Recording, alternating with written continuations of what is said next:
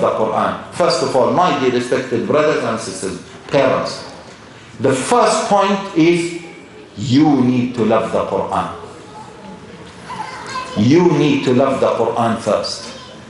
Because there is an invisible transmitted character that is transmitted to your children. If you yourself do not love the Qur'an, it is unlikely that they will love the Qur'an. So this is the first step.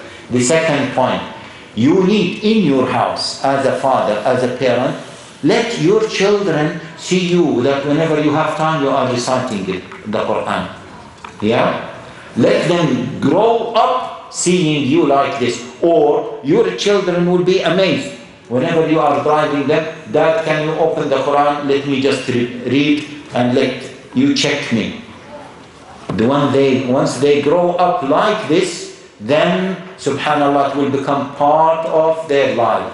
The other thing is, catch them when they are young, at the age of 4. Yeah, at the age of 4, don't delay it. So let them learn by talqeen. Talqeen is programming. So for example, the mothers, sisters, by the way, the mothers. I mentioned that Shaykh Dr. Kumran, he's a witness. What did I say to sisters today in the meeting?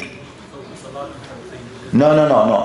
The other point regarding the role of the sisters. Yes, wallahi sisters, wallahi Allah is my witness, that most of the huffaz, if not all, that I came across in my life, they memorized the Qur'an because of their mothers. Because of their mothers. And sisters, the first one who taught me Surah Ayah al-Kursi, yes, I'm mentioning this because she had right over me, and whenever I call her, now she's going through a difficult time, she always asks me to make dua for her. She was my mother. Whenever I read Ayat al-Kursi, she gets or she shares the same reward, and whenever I teach someone Ayat al-Kursi, she gets the same reward. So teach your children. One of our scholars said, one of our scholars said, you should fight with your wife regarding who's going to teach the children Surah Fatiha. Because once they read Surah Al-Fatiha, they will give in the bank account of the one who taught them more than 30,000 hasana by just reading Surah Al-Fatiha. So you should compete with your wife regarding who will teach Surah Al-Fatiha. And the other thing, just teach your children like this. Read and let them read. Read, then let them read. And let them read loudly. Slowly, you will see with those elements that your children start to love Al-Qur'an for the sake of it. Moreover, my dear respected brothers and sisters, make your house a factory for the Qur'an. But in our houses, the children are on their Facebook or their Twitter or watching TV or watching YouTube, and you are watching TV. The father is doing this, and then all these attractions will distract the child from reading Qur'an, let alone loving the Qur'an. So once we do all of these things, then inshallah, your child, inshallah, will love the Qur'an. And for everyone, dua,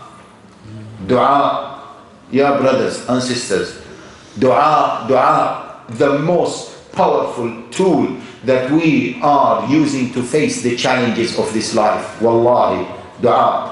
I was in one of the countries recently, other than Europe, and I met a person on his 60s. And then I was talking to him about the difficulties I'm facing with my children and this Western lifestyle, etc., etc. He told me, put your trust in Allah. He told me about his story with one of his children. Later on, I knew that she was his daughter. He is a practicing person. His daughter went astray. She done every filthy thing in the life. I spoke to her directly. She said, anything filthy, You can imagine, I did it when I was 16, 17. She lived for 4 years away from her parents, for 4 years. The start of this, wallahi, subhanallah, that sister's story is amazing. The start of this was music, the evil of music. She said, I became addicted to music. I could not live without music. Wallahi, on a daily basis, I was listening to music for 6, 7, 8 hours. And then after that, what happened? When I take out the headphones, I become crazy, majnoon, mad. Then someone told me in my school, you know, the best thing is weed.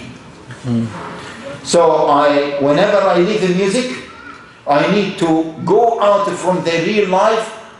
How to go out from the real life? I started to smoke weed. Then I became addicted. My parents noticed I could not live with them in the same house.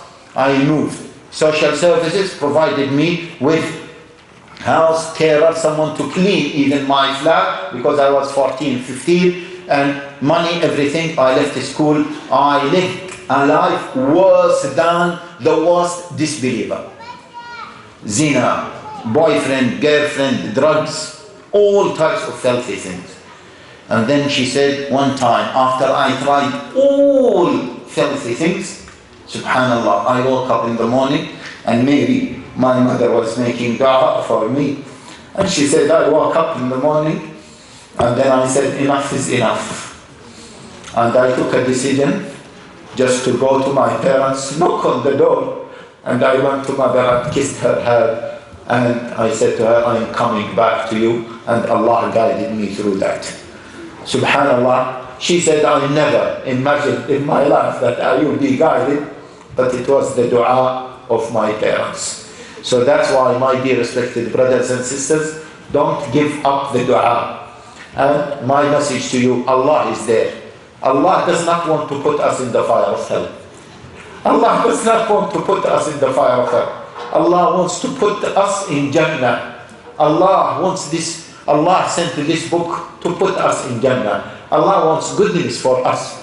But we have to go to Allah. We have to turn to Allah. We have to say to Allah, oh Allah, you sent this book as a rahmah for us, and we are turning to you. We want your Jannah. So all of you, my dear respected brothers and sisters, whether you are practicing, not practicing, turn to Allah.